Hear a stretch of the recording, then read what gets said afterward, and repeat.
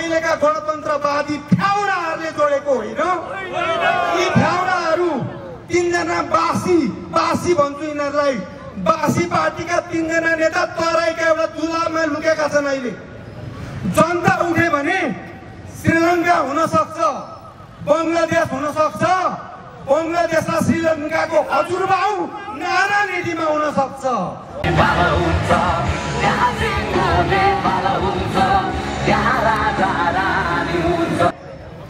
11 बजे आफ्नो कामकाज सघाउनु होला। त्यस पछाडि 12, 1, 2, 3, 4, 5 घण्टा ज्ञानेन्द्र सरकारको स्वागतमा काठमाडौँ उपत्यका ठप्प आउनुपर्छ, जनताले ठप्प पार्नुपर्छ। हाम्रो राजा, हाम्रो देश, राष्ट्र जिन्दाबाद।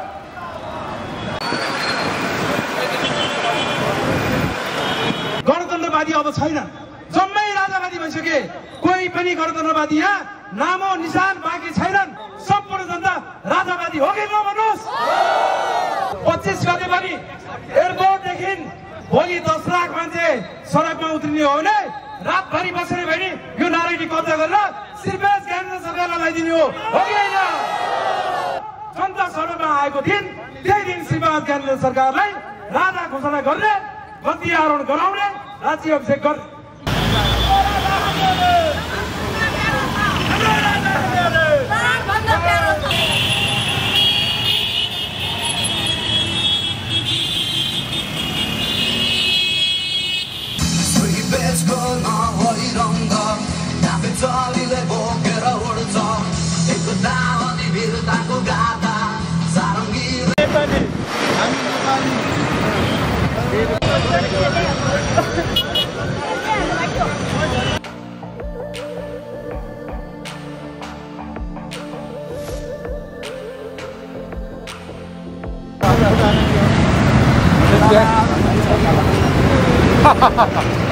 के पिछोड़ देशों में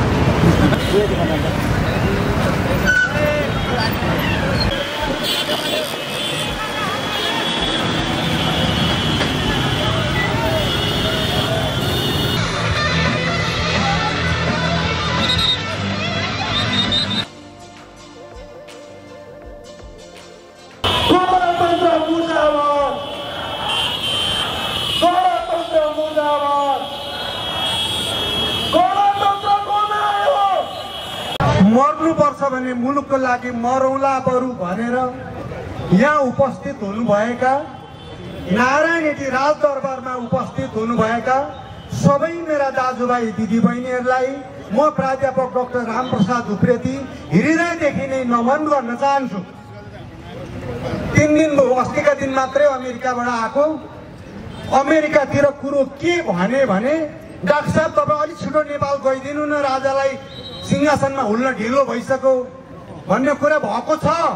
दुबईमा मेरो कुरो भयो, दुबईका एनआरएनहरूले के भने डाक्टर साहब तपाईँ गइदिनु न, हामीलाई त गणतन्त्र भनाउँदा देशद्रोही भ्रष्टाचारीहरूले बिक्री गरे।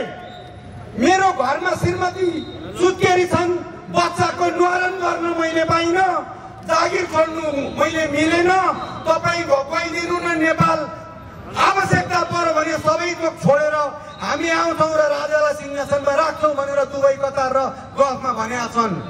त्यसै गरी अस्ट्रेलिया, संसारभरि यिनीहरूले बिक्री गरेका हाम्रा प्यारा भाइ बहिनीहरू सबै राजावादी र यो मुलुक राजाले जोडेको हो। यो मुलुक अहिलेका गणतन्त्रवादी फ्याउडाहरूले जोडेको होइन। यी फ्याउडाहरू तीनजना बासी भन्छु यिनीहरूलाई, बासी पार्टीका तीनजना नेता तराईका एउटा दुलामा लुकेका छन्। अहिले जनता उठे भने श्रीलङ्का हुन सक्छ, बङ्गलादेश हुन सक्छ, बङ्गलादेशलाई श्रीलङ्काको हजुरबाउ नारा नीतिमा हुन सक्छ। नेपाली जागेको अवस्था हो।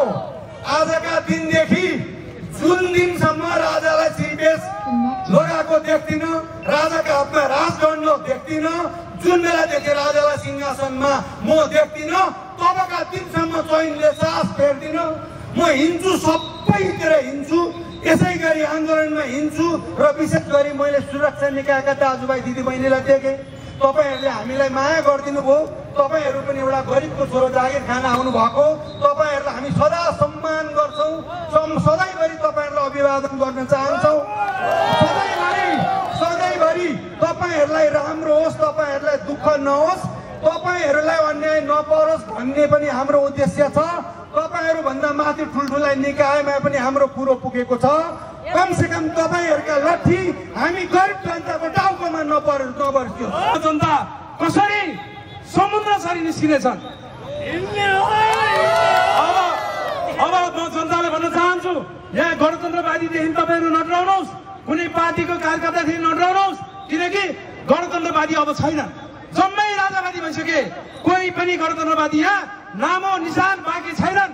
त्यही त्यो संसद भएका, मन्त्री भएका, अलिअलि पद पाएका मान्छे बाहेक सम्पूर्ण जनता राजावादी हो कि नभन्नुहोस्।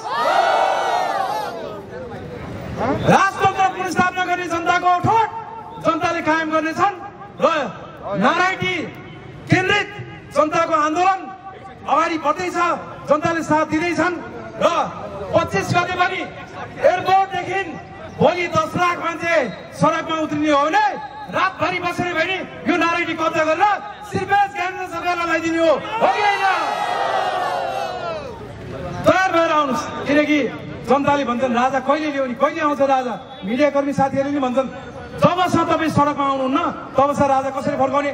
राजा त जनताको सम्पत्ति हो नि, कुनै समूह कुनै पार्टीको सम्पत्ति होइन। राजा भनेको जनताको सम्पत्ति हो। जनता सडकमा आएको दिन त्यही दिन श्रीमान केन्द्र सरकारलाई राजा घोषणा गर्ने, गद्दी आरोहण गराउने, राज्य अभिषेक गर्ने। त्यसैले आदरणीय साथीहरू, 25 गतेको कार्यक्रममा तपाईँहरू जहाँ जहाँ हुनुहुन्छ जसरी उपस्थित हुन सक्नुहुन्छ, त्यो दिन चाहिँ हामीले 11 बजे आफ्नो कामकाज सघाउनु होला। त्यस पछाडि 12, 1, 2, 3, 4, 5 घण्टा केन्द्र सरकारको स्वागतमा काठमाडौँ उपत्यका ठप्प आउनुपर्छ, जनताले ठप्प पार्नुपर्छ।